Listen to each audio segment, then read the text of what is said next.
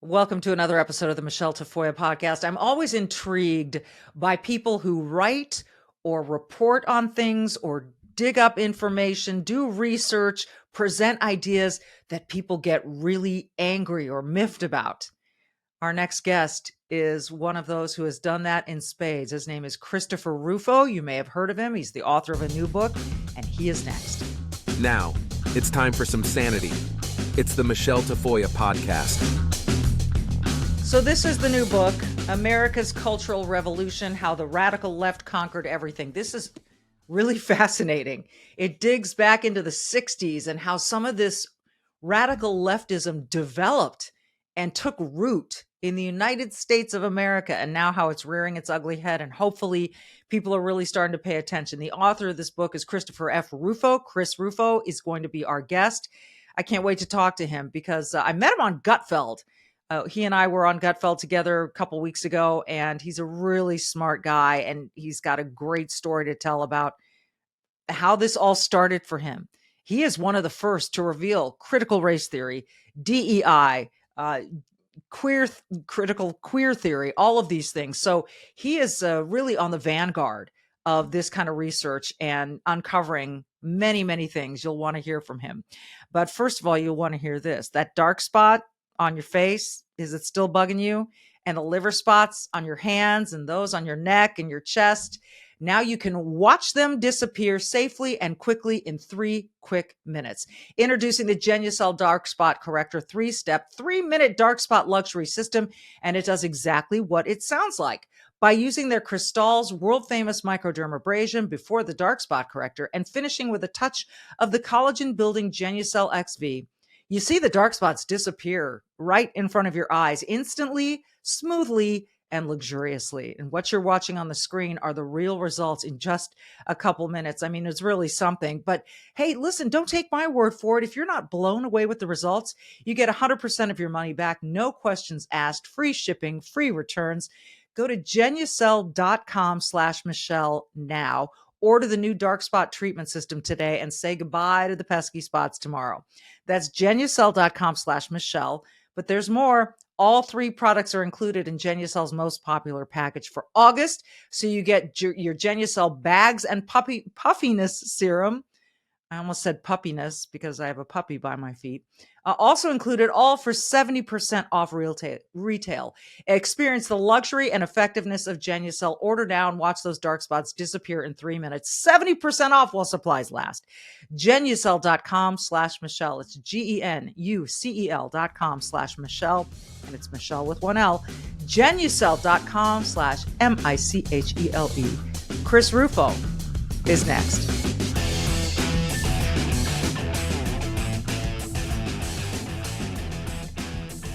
Christopher Rufo, welcome. I am well into the book, America's Cultural Revolution. I haven't finished it, but I'm well into it. And it's a little bit fascinating. It's a little bit scary. It's a little bit depressing. It's a little bit hopeful. Which of those 4 descriptors would you describe yourself as at this point, having written the book, done the research, and looked at where we are in America? Well, I think that it's a journey through all of those emotions. And so the structure of the book matches a bit of my own experience. You're first horrified, then you become fascinated as you learn more about what's happening. And then at the end, you become hopeful because when you understand America's cultural revolution, you understand what's happening to all of our institutions, then you have at least a sense of what might need to be done in order to fix this problem. And so at the end of it, be patient, be diligent, and you'll come out with some hope on the other side. Well, I'm glad to hear that. And folks, it is a tremendous read and it's really well researched. And there's just a lot of stuff in here I guarantee you didn't know. And it's worth the delving into as Chris has done. Chris, where were you born? I was born in Sacramento, California. And then wound your way up to the great Pacific Northwest, which is sort of where you ran headfirst into what we would call the radical left. I would love it if you would walk our viewers, listeners through that experience. Yeah. So, of course, I grew up in Sacramento, California. I went to college in Washington, D.C. I traveled around the world producing documentaries for about 10 years. And then after a stint in the Bay Area and LA, ended up in the Pacific Northwest, which was a great place to get a political education because the Pacific Northwest, Seattle, where I was living, and Portland, Oregon, of course, is really the kind of furthest reach of the vanguard of the radical left. And so I always tell some of my colleagues on the East Coast, I kind of have a window into what's happening 10 years ahead of you because we see all the kind of spawning or the genesis of all of these awful ideas. I learned it in the city of Seattle, that kind of the belly of the beast, and that gave me the education that prepared me to write this book. Well, that the instance in which you learned this, you were doing research into the homeless situation there. Is that correct? That's right. And what was the reaction? Why did you get so much pushback? It seems to me if you're doing a documentary on the homeless in a city like Seattle, that would be embraced. Help us. Let us learn. Let us figure out what the problem is and how we might be able to solve it. What did you run into? Well, I ran into the brick wall of the left-wing ideology. And so I approached it at first in a somewhat naive manner. I said, well, I could see all around me in my neighborhood, it was being taken over by tents, by open drug use, by prostitution, by random acts of street violence. And I said, well, what is driving this? What is the cause of this? Why have our policies failed? Even though at the time, the city and county were spending something like $60,000 a year per homeless individual per year. And the problem was getting worse. And I said, how is this possible? And so I put together a research paper. I worked on some kind of multimedia projects, trying to explain to people that the root of street homelessness was a combination of drug addiction, mental illness, people that have been catastrophically separated from any kind of organic social bonds, family, community, etc. There was a large number of people that were migrating to the city of Seattle from outside. And our policies, which prioritized decriminalizing drug consumption, property crime, etc., actually weren't solving the problem, but were in fact making the problem worse. That was the kind of my argument in a nutshell. And as I discovered, it went against all of the most powerful beliefs of the people in power, and it actually exposed the people in power for doing such an atrocious job. The stories that I was writing were getting traction. They were getting a lot of attention among people who wanted a solution. And so the instruments of the left, the media, the philanthropies, the academic institutions, and even the street thugs, really tried their hardest to silence what I was doing, to try to undermine what I was doing, and really intimidate me into backing down. And I bring this up because really the homelessness crisis is all over America, and it seems to be related to all those things that you talked about all those years ago. And again, we see policies that seem to be driving this. And I want to just give people a taste of what you experienced. You had your wife was working locally. You had stuff like death threats, right? I mean, what kind of, not only were they trying to push back on your projects, but they were really trying to push back on you personally, weren't they? Yeah, that's right. I mean, it's one thing, look, intellectual debate, if you want to have a discussion, if you want to, write a piece, attempting to rebut mine, that's a fair game. I'm always excited. Actually, I'm quite grateful to have that kind of exchange, but that didn't work for them. So over time, you could see them escalating. Yeah, there was a campaign to get my wife fired from her job. She was working at Microsoft at the time. Which was just kind of absurd. It's like, what does this have to do with anything? People were kind of following us, taking pictures of my kids, putting up threatening posters, doxing, all sorts of kind of insanity. And it was really this concerted effort by people that were willing to ratchet up step after step, because what they really don't want is anyone questioning orthodoxy. And so I had this, kind of very brutal but very quick political education. And while it was very difficult at the time, it felt like, you're in danger, your family's in danger. It felt quite frightening. In hindsight, I'm very grateful for it, because it taught me, everything there is to know about politics in a very compressed time period. And then it really toughens me up. It's like a kind of hazing ritual into politics. And I even kind of concluded Now, having been in the national spotlight for critical race theory, for gender, for DEI, working with Governor DeSantis, very high profile work I've done in recent years, none of it was as difficult as that original work in Seattle. And in fact, the national politics is actually, in some ways, much easier, much simpler, much gentler than local politics, which I found to be very brutal, very tough, very bare knuckled. Well, how would you describe yourself, your political leanings before all of that happened versus where you are now? It's a great question. My political leanings changed. I think I was maybe a more open, more kind of center, kind of maybe center right, some libertarian leanings, kind of live and let live philosophy at the time. Really was genuinely just interested in exposing the problem. And I thought very naively, if I'm to expose the problem, to explain what's not working, propose better ideas, that's how the system works and that's how things will get better. Discovered through this process, that's not how it works. There's no interest in actually solving many of these problems. And in fact, the political power that is so entrenched in cities like Seattle, San Francisco, Los Angeles has to be confronted with more strength rather than just simply persuasion or suggestion. And I think that it also taught me that many of these ideas are not, and then look, if you think about BLM, you think about gender, they're not simply misguided or troubled people who've reached the wrong conclusions.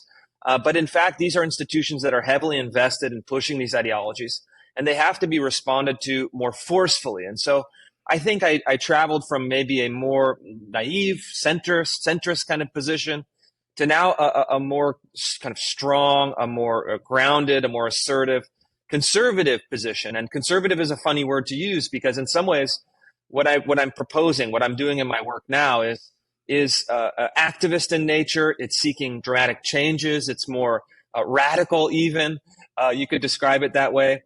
But still, I think conservative is most useful term, even if it's not 100% accurate from every point of view.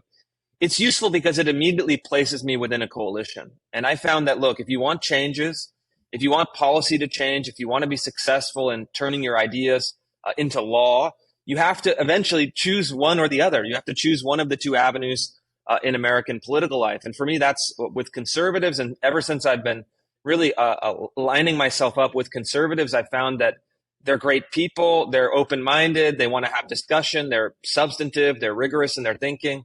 And they're willing to get their hands dirty and really to get into the political process and get things done. Your book is so timely. How the Radical Left Conquered Everything. Again, it's America's Cultural Revolution, How the Radical Left Conquered Everything. It seems that the radical left, we can't avoid these words anymore. It's rooted in Marxism. It's rooted in socialism, even communism. I had on one of the co-founders of Moms for Liberty, which is being called, as you're well aware, an extremist group by some.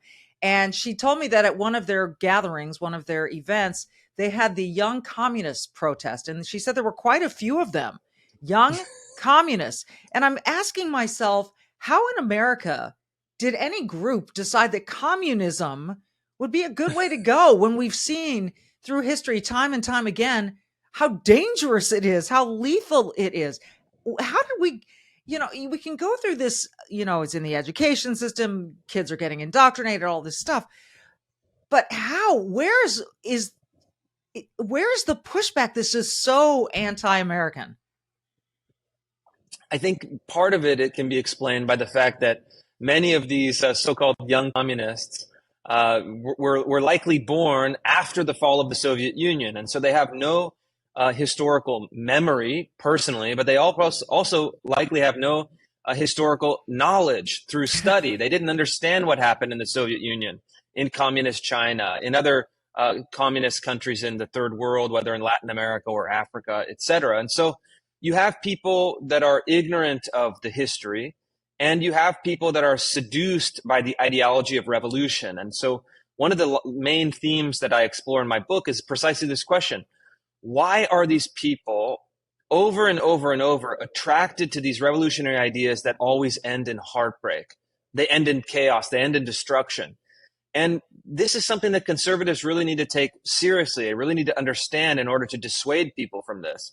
But the unfortunate fact is that what these kind of promoters of revolution do is take people with, in many cases, deep personal problems, and then they say, hey, this is the cause of that problem. This is the enemy. This is the target. This is the scapegoat.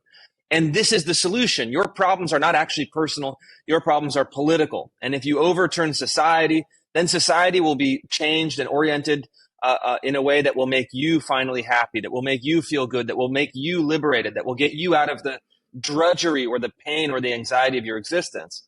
And you know, this is a kind of ancient temptation, and I think unfortunately the conservatives, while I think they had a very successful anti-communist message during the Cold War, really failed to sustain that message after the Cold War, when many conservatives simply concluded communism is dead, it will never rise again. But as the Moms for Liberty are seeing, no, it rises again, and it's even uglier and more hideous as the years go by.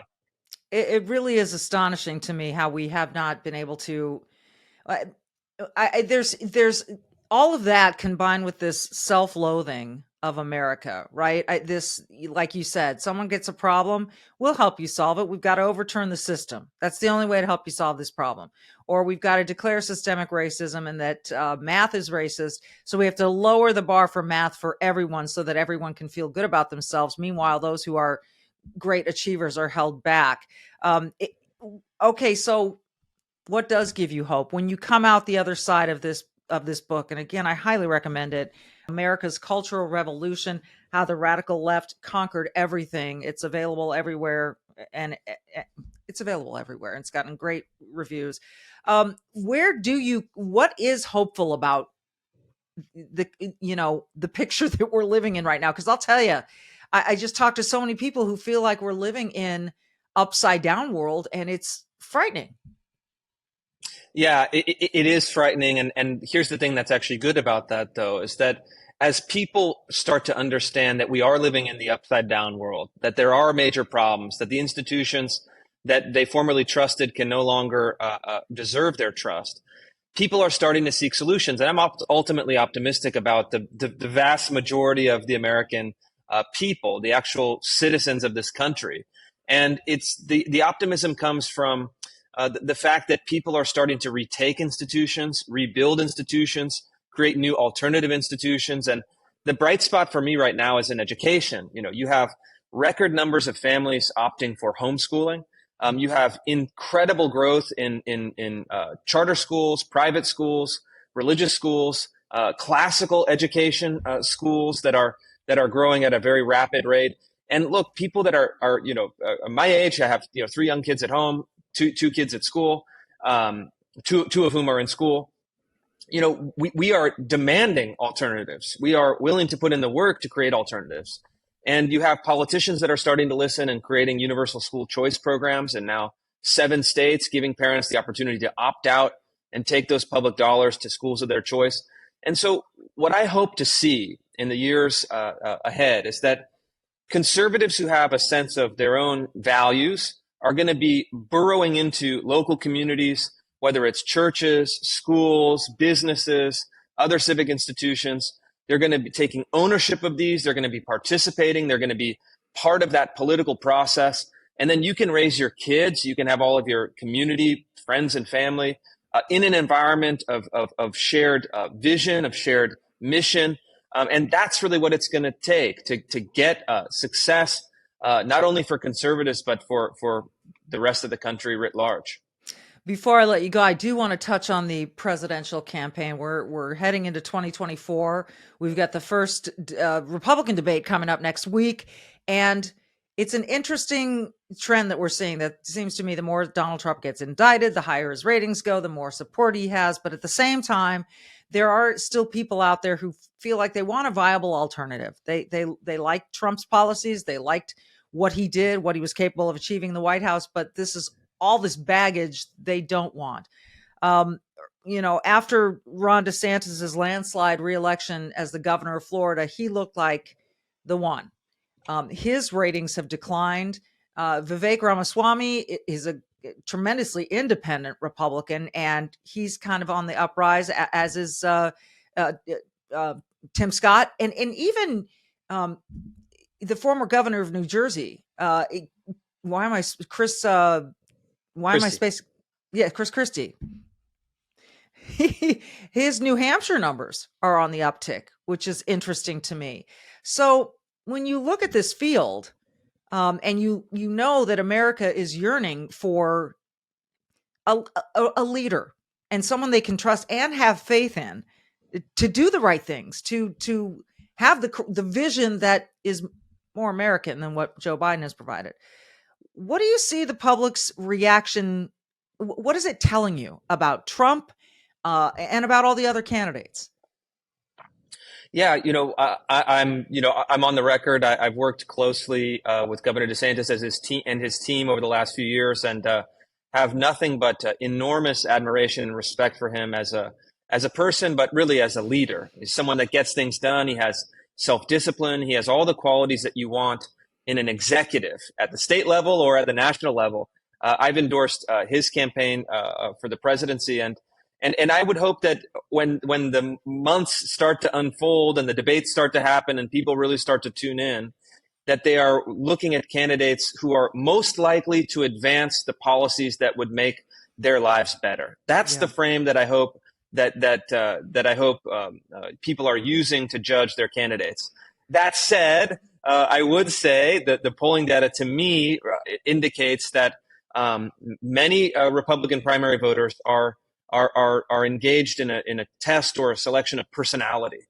And there is no bigger personality than Donald Trump, perhaps in our generation, but maybe ever. I mean, he's like for better or for worse, he's an enormous personality. Yeah. He has incredible loyalty. Republican primary voters love him. As he gets indicted, they feel even more protective of him. And so, look, I'm happy to support the Republican nominee, but I would just hope that voters make a choice based on this simple thing: who is more likely to get the things done that are going to make life better in this country? And in my book and my reading, having worked both with the Trump administration and with the DeSantis governor's administration, I think that DeSantis he's young, he's energetic, he's disciplined, he's got a great team, he's an excellent political leader. He pushes real substantive issues. And he may not win a stand-up comedy special, but for me, if you want entertainment, you can turn on the television. Yeah. If you want great statesmanship, you should be looking at the governor. And I'll conclude with this, because I do still think that abortion is on the ballot, and I think we're seeing that in some state races, some state just policy issues that we're seeing sort of rumble around the country. And it is still a very much a hot button issue.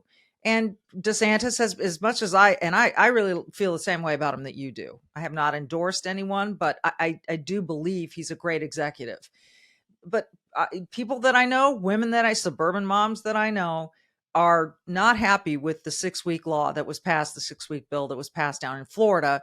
How do you see him overcoming kind of that social stuff that and I think it's the left and the far left, the crazy left, that is attacking this stuff in a way that is tremendously uninformed or just unfair, or they're just attacking stuff with don't say gay, all those things that are not real.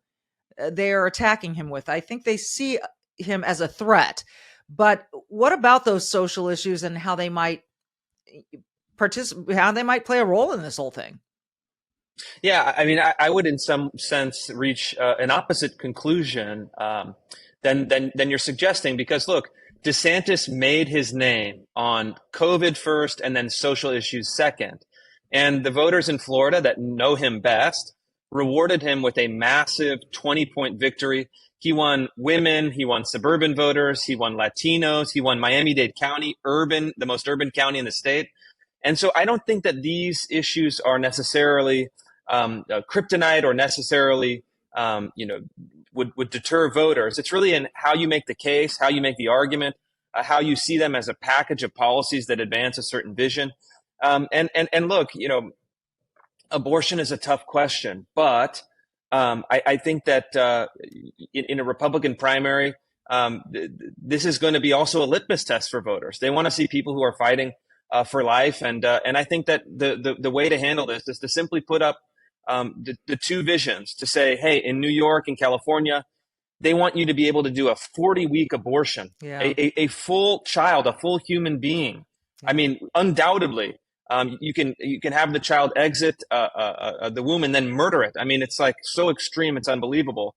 Versus someone who says, hey, 6-week or 12-week or 15-week, I think, in some states, by contrast, seems eminently reasonable. It seems to be the moral high ground. And so I don't think that they should really back down. They should say, I believe in life. I oppose abortion. I think that it's, that it should never be done except for these extreme cases that they have exceptions for. And I think they should be unapologetic. They should not back down. And I think that in the end of the day, it will be one among many of issues and could be an advantage. Well, I think we're going to agree to disagree on that one. I think it's too frightening for women. And even though it is reasonable, and I do think a 12 or 15-week ban is reasonable. And where I live here in Minnesota, there's also abortion up to the point of birth, which I think is disgusting and ridiculous. And there's no need for that. But I do think that the left is very good at using this as a scare tactic for women and for liberals in general. And I think it might drift into the independent lane, which is where, these elections are won and lost. So it's going to be. And one way of doing it could be for national Republicans to propose a 15-week national ban. Mm-hmm. And then they would be setting the frame. They would have something that's reasonable, that's supported by a majority, that is, I think, a kind of compromise position that has strong support.